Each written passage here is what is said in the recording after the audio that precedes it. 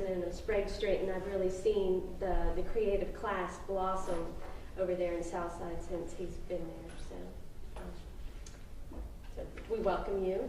I want to also encourage you to pick up a sheet for more of our Salon series back there at the back desk.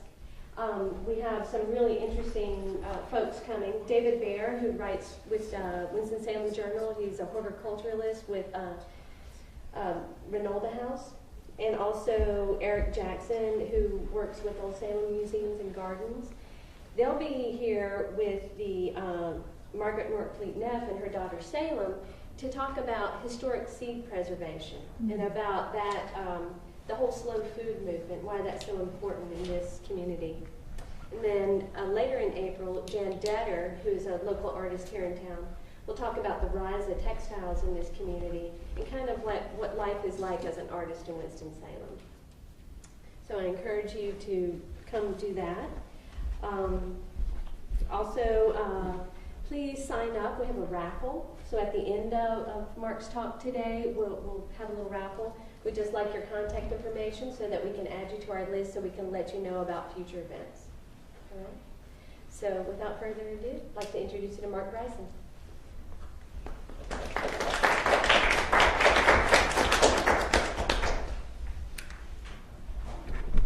And I think to do the slides, I'll try to talk sitting down. Can everybody hear me okay?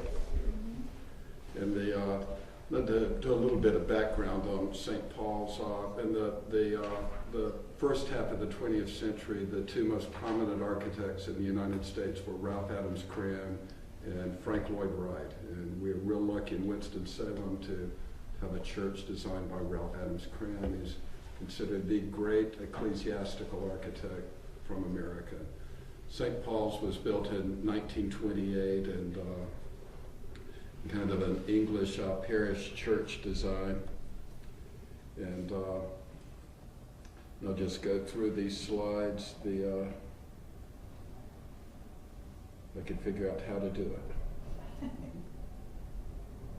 And these are just a few slides of the exterior. It's sited pretty dramatically up on a hill on Summit Street overlooking Haynes Park.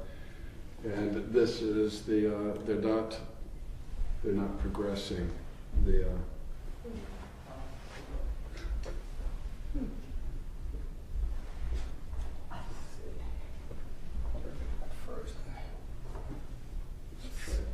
Is it in the slideshow? Yeah, I think so.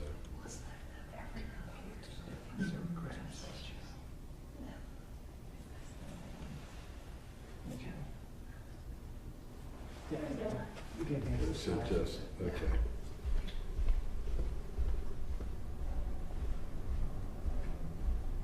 And just a few shots of the exterior. This is the new chapel we built fairly recently, and the way I got involved, I was on a committee with Nick Bragg and Sam Baker, and we were asked to come up with ideas for the chapel. And so I designed the floor in the chapel, and we were asked to take some windows that already existed at St. Paul's, some Victorian windows that were in the previous two churches, and use them in this new chapel design.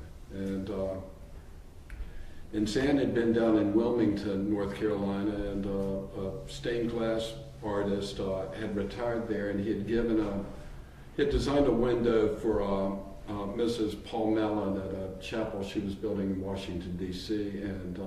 And when he finished the window, she looked at it and didn't like it and told him to do another one. And he said, well, what do I do with this one? And she said, well, give it to somebody. And he said, can I give it to the museum, the new museum they're building in Wilmington? And she said, sure. And so he gave that window, and Zan saw it when she was on vacation in Wilmington and found out about Rowan LeConte and said, we need to talk to him about the new windows at St. Paul's. And so that's how our introduction to Rowan LeConte. Rowan did all the nave windows at the National Cathedral in Washington, D.C., and he's the only stained glass artist that I know of that had his portrait painted by Norman Rockwell as a Saturday Evening Post. Mm-hmm. And St. Paul's, the current church, has a large collection of stained glass. These were done by Reynolds Studio out of Philadelphia. And that's the St. Paul's window, the life of St. Paul and the crossing, and a few slides of that. When Zan approached Rowan about doing a window for St. Paul's, he said, "St. Paul's, Winston-Salem," and she said, "Yes," and most people assume he wouldn't have heard of St. Paul's, and apparently he said that our altar window was one of the finest windows in the United States. It was designed and fabricated by Bertram Goodhue's nephew, Wright Goodhue, and Rowan said it was the kind of crowning achievement of Wright Goodhue. And Wright Goodhue, sadly, this window was installed in 1928, the year the church was finished, and Wright Goodhue killed himself about 3 years later at age 26. So he was very, very young when he did this window. So that's our kind of historical collection of glass and the nave of the church. And one of the other things that when Ralph Adams Cram was designing our church, there was a Scottish architect named Sir John Ninian Conlon, and Conlon had done a lot of research on medieval churches and said that the only true altar for English Gothic church was what a lot of people refer to as a bedstead altar now, but it's the riddle post with the dossals, and the columns used to be out at the front of the altar with solid curves, but this was rarely done in the United States, so it's another historic part of the fabric at St. Paul's. And just slides showing how the changed glass affects the interior. Then I have a few slides. This was the first St. Paul's built in 1879. And we have all the windows from that church. They moved to the next church, which was built in 1910. And all the windows from the first church were moved to this church, and with a few additions. And when we were asked to move the windows that were existing from the first two churches into the chapel, we were trying to do that. And then when we went up to Washington, D.C. and met with Rowan LeCompte, we decided that the better approach might be all new windows. So they said, "Fine, but you'll have to figure out something to do with the old windows." So I designed some frames, and they're freestanding in the corridors now. This window was built by the Franz Meyer studio in Munich, Germany, and the date is around 1900. And so these windows were taken out. They were in the old assembly room at St. Paul's, and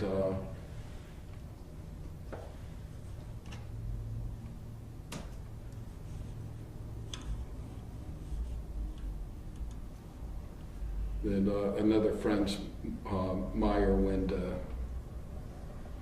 And this was an old altar window at the figure of St. Paul, again by Franz Meyer.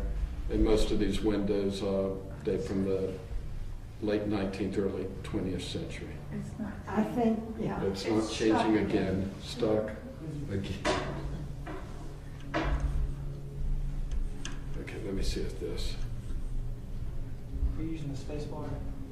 I'm trying to. Okay, there we go. Did that get it? Okay, this was the second church, and again these Franz Meyer windows, and they are an incredibly good collection of old stained glass windows at St. Paul's. And these windows were taken out, and I had these boxed up, and they were shipped up to a guy named Al Priest, Salem Stained Glass Windows, and he restored them and put plexiglass in front of them so kids with soccer balls won't damage them too much. And this was the first time since the old church had been torn down, that these windows are actually day-lit. They were in kind of frames in the old assembly room that had fluorescent lights behind them.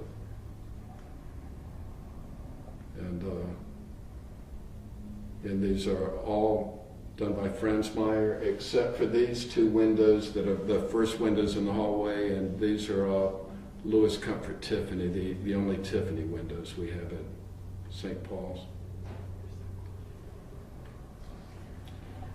And again, these were in the old vestibule at the old classroom building, and you couldn't get very far away from them, and they had fluorescent lights behind them, so it's neat having the natural light again. Mark, were those commissioned? They were, and that's how I tried to show you can see the Tiffany studios down there. They were these were in the 1910 church, and they were memorial windows, and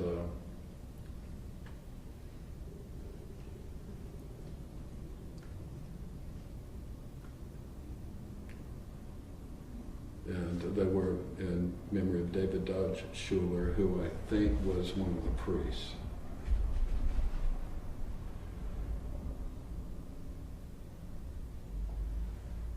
And some close-ups to show kind of the details, the really incredible details on these old windows. And there were broken pieces, and it's hard to tell. You can tell when you see the windows up close, but the way the restoration was done, any new painted glass and is slightly different colors, so you can tell that it's a new piece rather than part of the original. And he did a real nice job on these windows. These two were in the new west vestibule.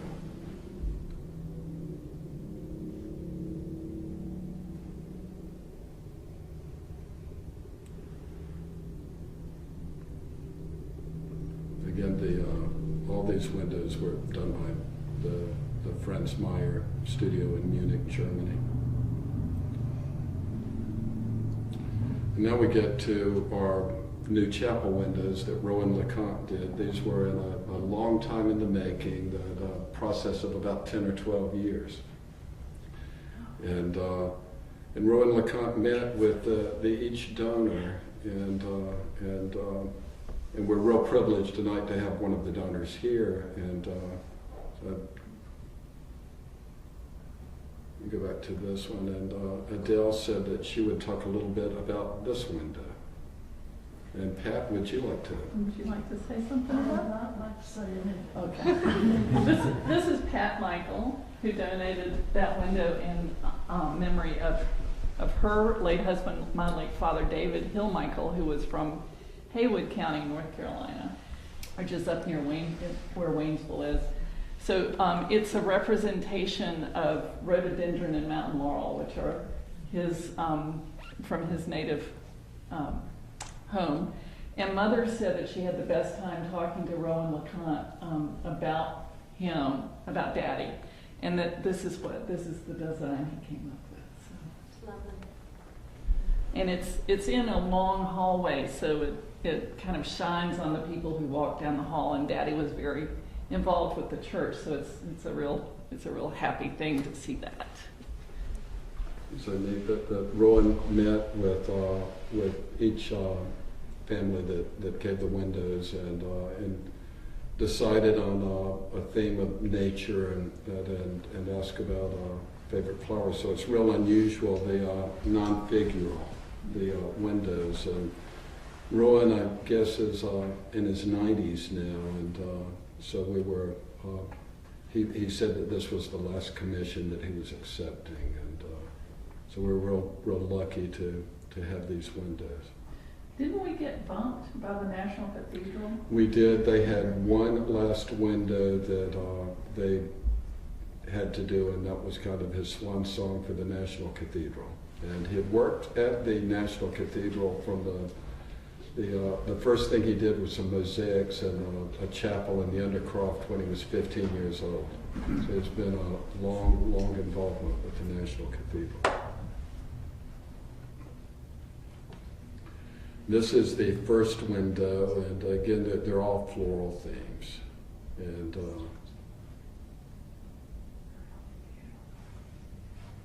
a real unusual set of church windows. This window is, they're referring to as the parish window, and it's, so the entire parish gave donations to have this window put in.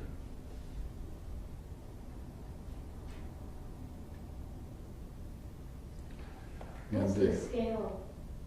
These windows are about 12 feet tall, 4 feet by 12 feet, something like that.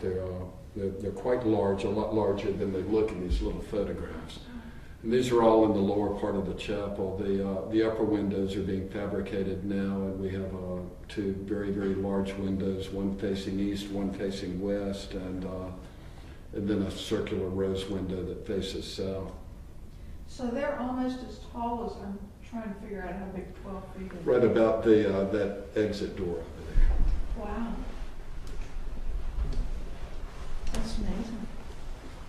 And this is Martha Harper told me that she was going to be here, and I don't see her, but this is the window that she gave, and she told me that this was in memory of her late husband, and that his favorite flower was hollyhocks, and she said that she could never grow them, and that she always had good luck with lily of the valley, and so she was said that she was quite pleased that he somehow managed to get lily of the valley and the hollyhocks in one window.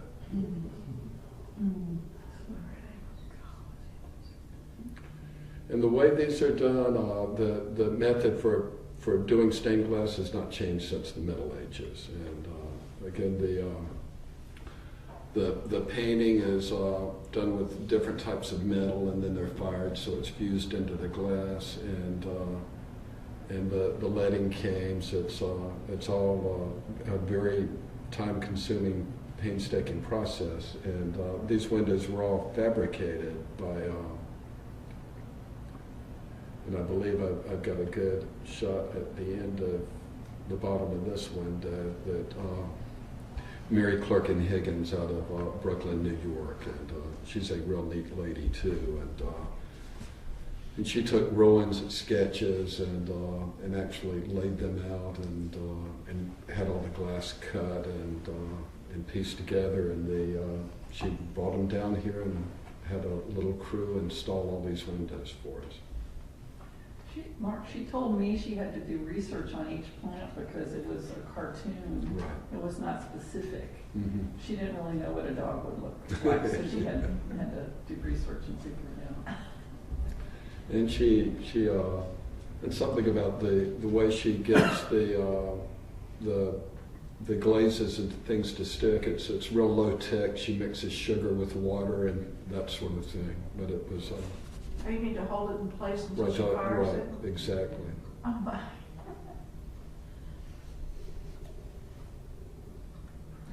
You know, passion flowers and zinnias. It's an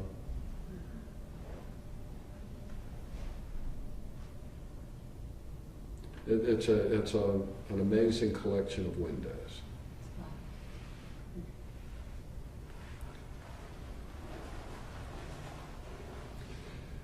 And that's a pink and a white dogwood. We just got the sketches in for the upper windows, and they're along the same style as the lower windows, but they are going to be figural.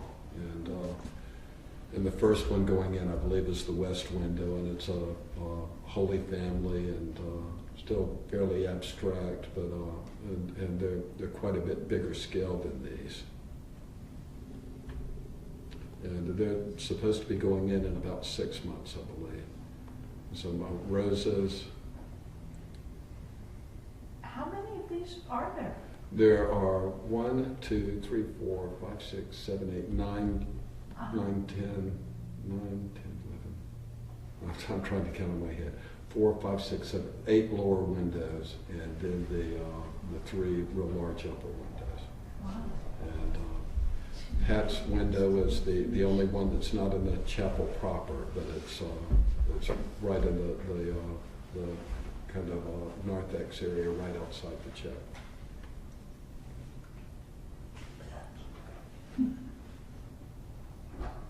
And this one is a little bit hard to see, but they liked Christmas, so it's poinsettias and holly.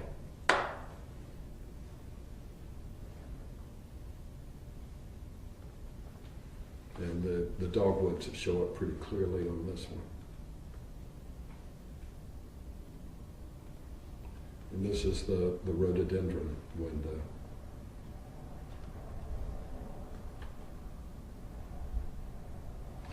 And that's the large window that faces south that currently you can see the tower. And I tried to get some shots. This is showing the scale.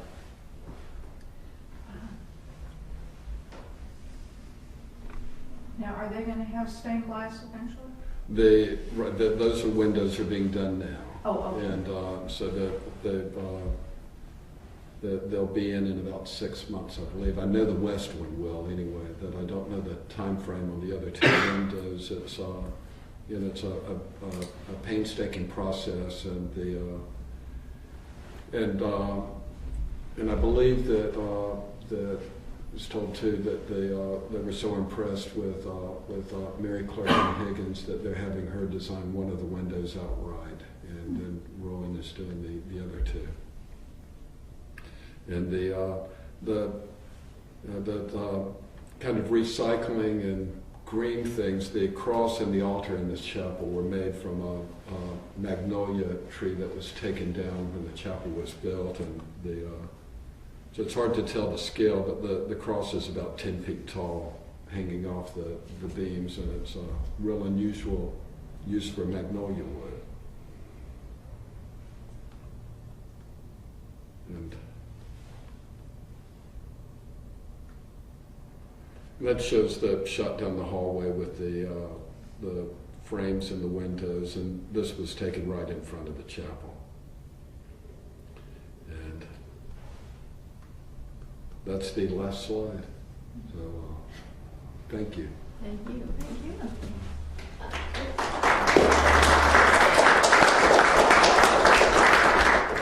Mark, I had a question. Yes.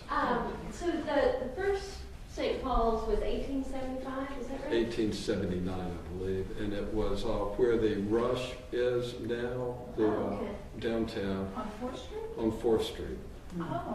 where the Rush is. And the second church was where the Chatham building is now, right where the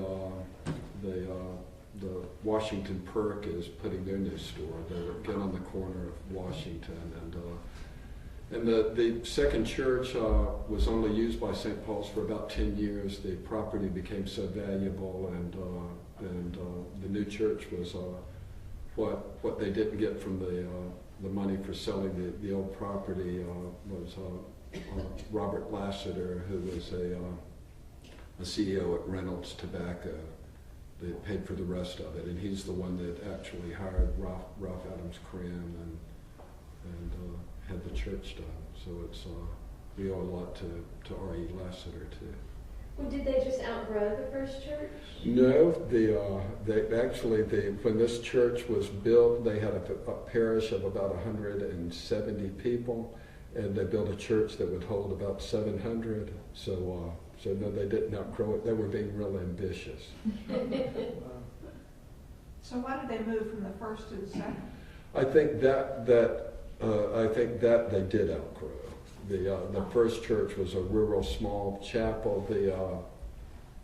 Built in the 18th. The Episcopal Church, like most other denominations, were real late coming to Winston-Salem. The Moravians were real good at keeping other people out, and so the Episcopalians came real late. Again, the first church in 1879, that was the first parish.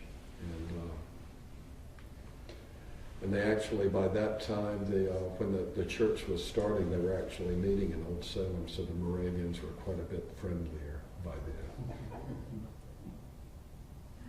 Do you know if the church has seen an increase in the number of people visiting just to look at these windows? Well, that I don't know, but all during Lent, they've had it open, and we encourage everybody to please come by.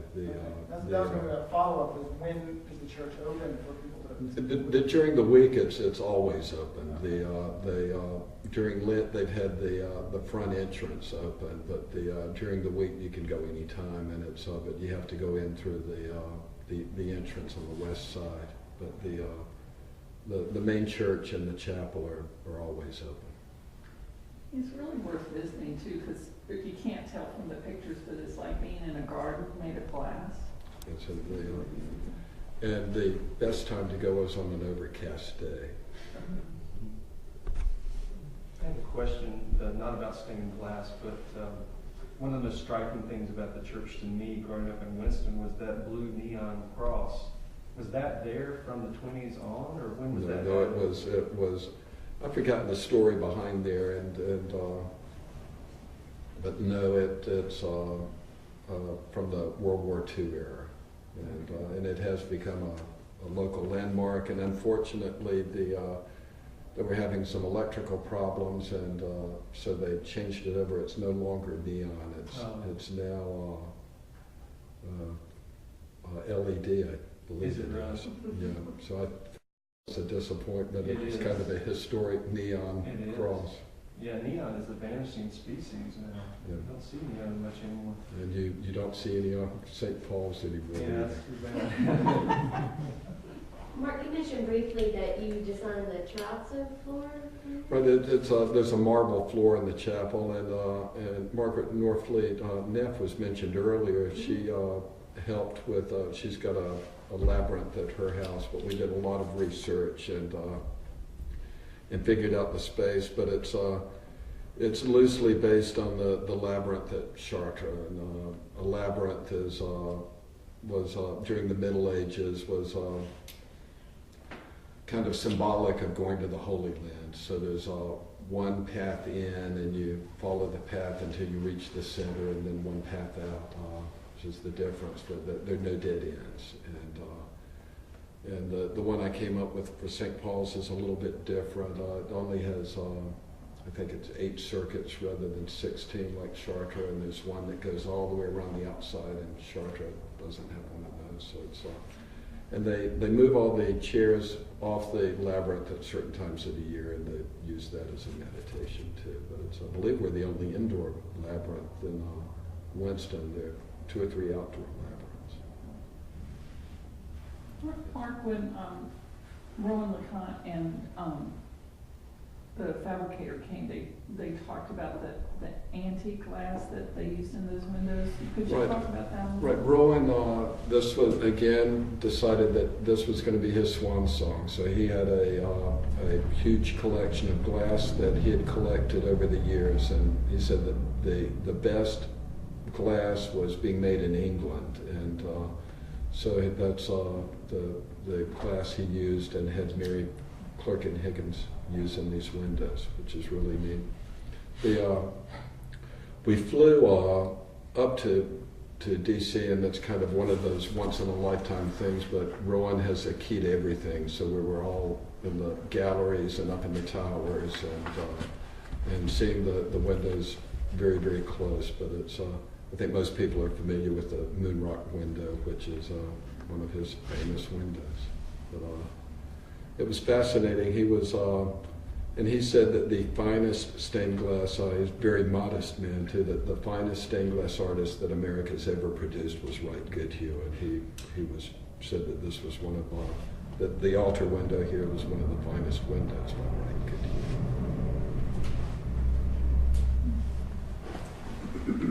St. Paul's does welcome anyone to come. It's a community treasure.